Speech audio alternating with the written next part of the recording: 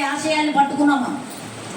ఎందుకంటే పత్రిక గారి ఆశయాలు ధ్యాన జగత్తు, పిరమిడ్ జగత్తు, శాకాహార జగత్తు, పిరమిడ్ పార్టీ ఆఫ్ ఇండియా, ఇంకోటి మనకి పిఎంసి ఛానల్, ఇంకొకటి ఏంటి పత్రిజీ శక్తి స్థల్. ఒకసారి గట్టిగా క్లాప్స్ కొడతాం.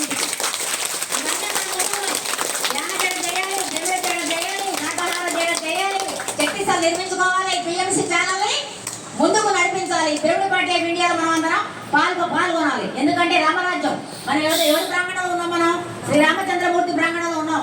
సత్యము, ధర్మము, న్యాయము ఇదంతా కూడా రావాలంటే మనము ఎవరిని పర్మిషన్ తీసుకోవాల్సిన అవసరం లేదు. ఇందాక మేడం అడుగుతున్నారు, మారేడుగుడి దగ్గర మనం ర్యాలీ పెట్టాలంటే పర్మిషన్ తీసుకున్నారని.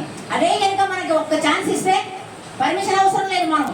ఎందుకంటే సత్యము, ధర్మము స్థాపించడం కోసం ధర్మయుద్ధానికి మనం సిద్ధం కావాలంటే మనం కూడా ప్రజల్లోకి వెళ్ళాలి, అధికారికంగా ప్రచారం చేయడం కోసం మనం ఉపయోగపడాలి. కాబట్టి మనం అందరం దానికోసం పనిచేయాలి. మరి ఇప్పుడు మనకు ముందు ఉంది శక్తి స్థల్ ఉంది, పిఎంసి ఉంది, ధ్యాన జగత్, పిరమిడ్ జగత్. మీరందరూ కూడా ఇక్కడ ఈ గ్రామంలో చూశారు కదా, కొత్త గ్రామం ఇది. మరి ఒక 10 మంది, 20 మంది, 30 మంది తయారయ్యారంటే మనం ఒక్కళ్ళు మారితే ఎంతమంది మారుతున్నారు చెప్పండి?